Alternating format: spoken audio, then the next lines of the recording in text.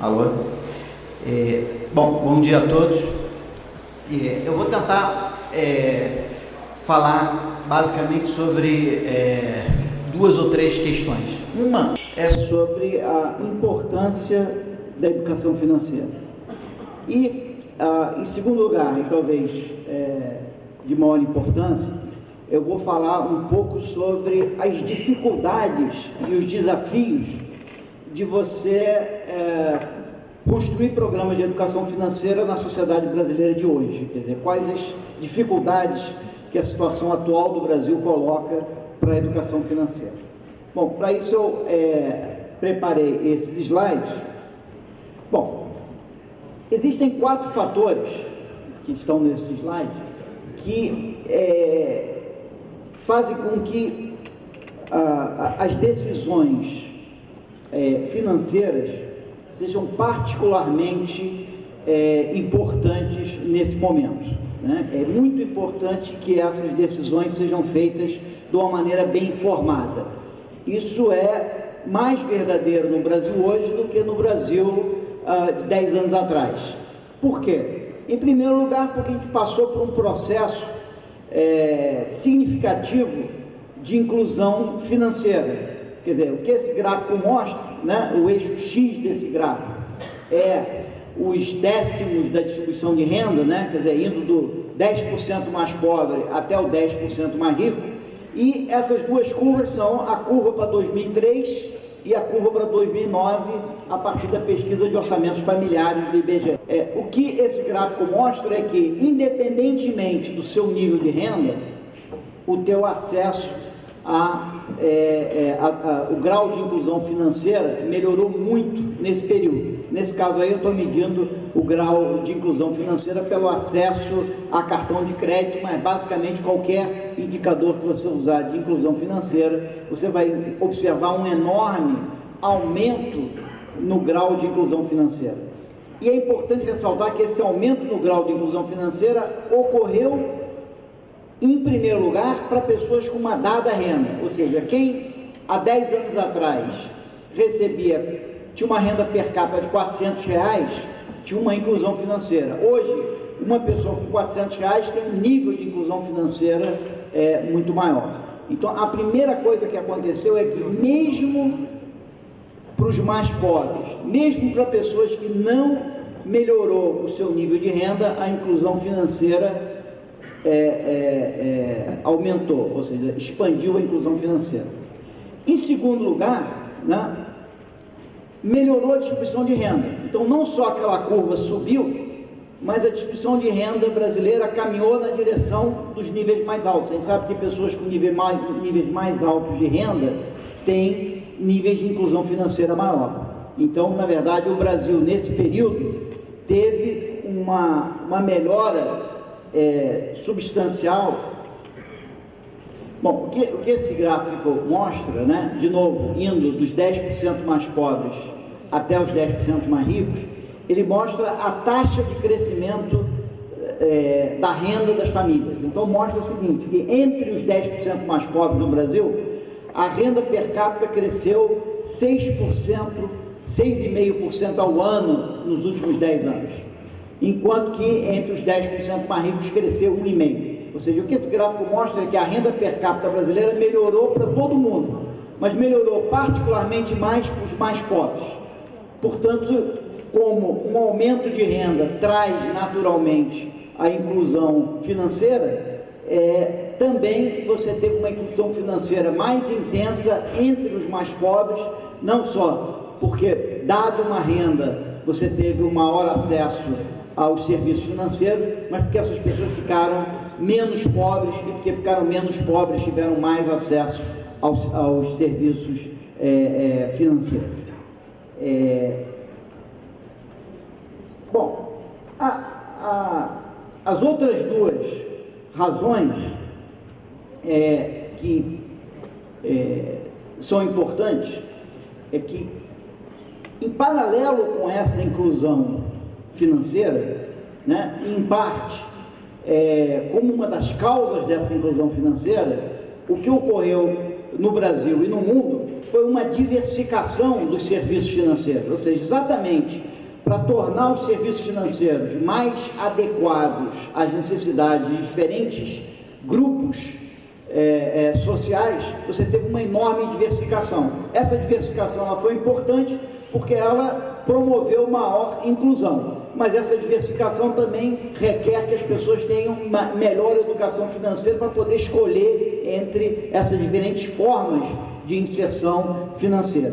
E por fim, nós vivemos num mundo muito mais volátil do que vivíamos antes e, portanto, as decisões financeiras são mais importantes. Bom, eu queria começar argumentando que financeiramente você pode cometer 3 tipos de erros. Você pode poupar demais, você pode se endividar demais, ou você pode, num dado momento do tempo, alocar incorretamente o seu orçamento, tá certo? Então, é importante a gente perceber o seguinte: embora poupar demais, você possa poupar demais e isso possa te gerar alguma perda de bem-estar, essa perda de bem-estar devido ao erro em poupar demais, ela é menor do que o erro que você incorre quando você se endivida demais. Sei lá, o que esse gráfico mostra é alguém, tá certo, que resolveu poupar, né? E portanto teve a sua renda num dado momento reduzida, porque o seu consumo num dado momento reduzido, a taxa de juros estava alta, essa pessoa resolveu poupar, só tem que ela estimou incorretamente a taxa de juros e portanto ela achava que ia parar naquele segundo, no último ponto azul, mas na verdade ela acabou parando num ponto anterior ao último. Quer dizer, ela achava que a taxa de juros era alta, ela poupou, quando ela foi olhar quantos recursos ela tinha no segundo momento, ela descobriu que ela tinha algum recurso, mas que não era tanto quanto ela esperava, porque na verdade a taxa de juros acabou sendo menor do que ela esperava que fosse a taxa de juros. Nesse gráfico aí, o que é importante é o seguinte: é essa perda de bem-estar, quer dizer, porque ela na verdade no segundo período ela vai consumir menos do que ela achava que ela ia consumir, que foi o que motivou a poupança dela. Ela na verdade ela tem uma perda aí de 0,12 nessa escala aí de bem-estar. O que eu queria mostrar é que suponha que uma pessoa faz o erro exatamente contrário. Ela acha que a taxa de juros é baixa, resolve pegar dinheiro emprestado e depois chega à conclusão de que a taxa de juros é alta, tá certo? E os parâmetros, em certo sentido, vão ser exatamente iguais a esse que está nesse gráfico. Se você olhar para esse gráfico, o que acontece? Essa pessoa teve, no momento inicial, um consumo maior, né? Ela se endividou e ela achava que no momento futuro ela ia ter um certo nível de bem-estar, mas ela acabou tendo um nível de bem-estar pior por causa que a taxa de juros na verdade era mais alta do que ela pensava que era, tá certo? A perda de bem-estar nesse caso quanto está aí? 20 e qualquer coisa, né? 0,29, é o dobro, é mais do que o dobro do que no outro caso. O que acontece basicamente aí é o seguinte: a diferença, por que o custo de errar no endividamento é maior do que o custo de errar na poupança? O ponto é que quando você poupa, e você já poupou, na hora que você vai avaliar o seu erro, você tem dinheiro, porque você poupou, tá certo? Você tem menos do que você gostaria de ter, mas você está cheio de dinheiro. Então quem poupou, avalia o erro dele numa situação onde ele tem um volume maior de recursos, enquanto que quem se endivida descobre que errou quando exatamente ele está na situação de pagar, que é na situação mais vulnerável, tá certo? E pela teoria de que a utilidade marginal ela é decrescente, a perda de bem-estar vai ser muito maior quando você comete um erro e você reconhece o teu erro numa situação em que você está mais pobre, tá certo? Quanto mais pobre você tiver na hora que você reconhece seu erro, na hora que você percebe o seu erro, maior vai ser o custo para você. Quanto mais rico você tiver e você perceber o seu erro, menor vai ser o seu custo. Você vai falar, poxa, eu não devia ter poupado tanto, mas tudo bem, poupei, tenho dinheiro e etc. A outra coisa é, não devia ter me endividado, e agora, não só eu tenho que pagar essa dívida, mas ela é muito maior do que ela devia ser, tá certo? Então, existe aí uma assimetria nesses resultados, e o importante, eu acho que você tem alguma evidência de que bom, então deixa eu... tinha um outro slide que mostrava, na verdade, que as famílias brasileiras estão se endividando, né? E que quer dizer, não só, quer dizer, as famílias brasileiras, elas estão, vamos dizer, mais ou menos 15%, segundo a pesquisa de orçamentos familiares, 15% que as famílias compram hoje, elas compram ou parcelado ou com cartão de crédito, né? Mas se você olhar a pesquisa de orçamentos familiares, as famílias brasileiras acham que elas estão pagando alguma coisa como 2 a 4 bilhões de reais por ano de juros, quando na verdade, se você olhar para os relatórios do Banco Central, você vai achar que as famílias, as pessoas físicas, pagam mais ou menos 200 bilhões de reais por ano. Então você tem alguma evidência de que as famílias não estão sabendo muito bem separar preço, custo dos serviços financeiros e juros. Elas estão, na verdade, embaralhando essas coisas, considerando essas três coisas talvez a mesma coisa. Bom, então eu queria só terminar falando um pouco sobre... então, o que eu falei até agora é de que nunca talvez tenha sido tão importante as famílias tomarem decisões certas. Hoje ela tem muito mais oportunidades de crédito, opções de compra e etc. São grandes oportunidades, elas nunca tiveram tantas oportunidades, mas exatamente nesse momento que você tem grandes oportunidades, é muito importante que você esteja bem equipado para aproveitar essas oportunidades, e não, a partir dessas oportunidades, criar armadilhas, em vez de traduzir essas oportunidades em bem-estar. Bom, então a educação financeira, portanto, nesse momento é fundamental. Agora, quais são os grandes desafios da educação financeira para o Brasil hoje? Então, a primeira coisa que eu queria que passasse o próximo slide para mim, por favor, ela mostra o seguinte: esse gráfico, ele mostra a renda das famílias por nível educacional do chefe. Você percebe que, para as famílias mais pobres, para as famílias com chefes com mais baixa escolaridade, a renda subiu muito, tá certo? Esse gráfico, ele mostra basicamente o seguinte, que o Brasil, ele foi um país onde a renda cresceu e a educação cresceu. Só tem que o Brasil foi um país onde a renda cresceu muito mais rápido do que a educação. Isso quer dizer que a renda de um analfabeto, quer dizer, a renda de uma família pode aumentar porque aquela pessoa se educa, ou mesmo porque ela não se educou, a renda dela aumentou. O que aconteceu no Brasil foi as duas coisas: as pessoas se educaram e, portanto, tiveram uma renda maior, mas aquelas pessoas que não se educaram também tiveram uma renda maior. O que acontece hoje é o seguinte: se você pegar um grupo de pessoas que tem uma renda familiar, por exemplo, familiar per capita, entre 500 e 1.000 reais, a escolaridade média baixou. Ou seja, o que o Brasil fez foi conseguir dar renda para quem não tem tanta educação.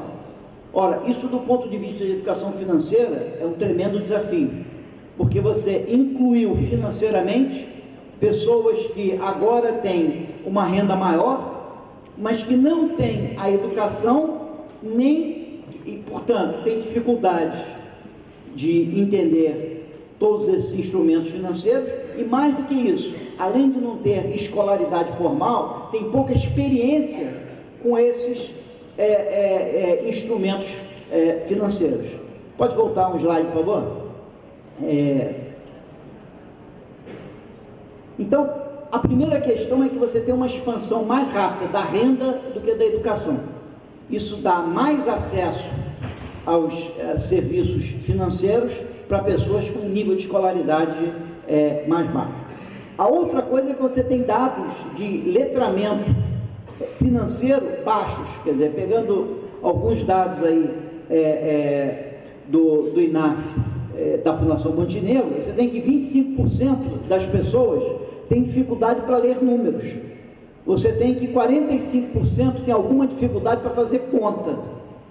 E você tem que 30% não consegue fazer a mais simples operação de taxa de juros mentalmente. Certo? E essas pessoas, na verdade, não aprenderam com a experiência, porque essa mudança na distribuição de renda brasileira foi muito rápida. Então você tem um conjunto de pessoas com baixa escolaridade e sem experiência com inclusão financeira. Bom, e além disso, você tem uma tendência das pessoas superestimarem o conhecimento. Quer dizer, ninguém, por exemplo, no letramento, no alfabetismo tradicional, ninguém pretende que consegue ler uma placa e finge que está lendo a placa. Ele não acha que ele consegue ler, tá certo? O problema da educação financeira é que muitas pessoas acham que são financeiramente letrados, tá certo? Você tem uma pesquisa do CAED que mostra que 70% das pessoas, você faz uma pergunta sobre juros, né? 70% das pessoas diz que sabe perfeitamente qual é a melhor opção, e 40% das que dizem que sabe, erram. Ou seja, o problema na educação financeira é que, ao contrário da educação tradicional, as pessoas acham que sabem, e esse é o maior perigo que você tem. É a mesma coisa que alguém sair para dirigir um caminhão porque acha que sabe dirigir um caminhão, tá certo? É o maior perigo que você pode ter. E por fim, o Brasil tem uma vantagem, porque o Brasil tem uma população extremamente jovem. Então, se puder passar 2 slides, e com isso eu termino, basicamente. O Brasil tem, essa curva mostra exatamente o tamanho da população jovem brasileira. O Brasil hoje tem 50 milhões de pessoas entre 15 e 29 anos, que é o que convencionamos chamar de população jovem, tá certo? Esse pico de população jovem, ele vai durar mais uns 10 anos, ou seja, nós temos todas essas dificuldades de uma população com uma baixa escolaridade, com pouca experiência e que acha que entende tudo de finanças, mas, por outro lado, nós temos a vantagem de ter uma população extremamente jovem e, portanto, dá para pegar essas pessoas e tentar fazer a educação financeira dessas pessoas enquanto elas estão na escola. O desafio final que nós temos é que, se a gente voltar 2 slides, por favor, que, na verdade, segundo a última PNAD, o nosso problema é que 30% dessa população jovem não chega no ensino médio. Então, se nós fizermos uma educação financeira nas escolas de ensino médio, mesmo nesse caso, nós só vamos pegar 70% da juventude brasileira hoje. Evidentemente que o número de jovens que chegam ao ensino médio está crescendo e em 10 anos talvez seja uma estratégia mais universal. Mas hoje, dando educação financeira no ensino médio, nós ainda vamos deixar de fora 30% da nossa população jovem. Muito obrigado.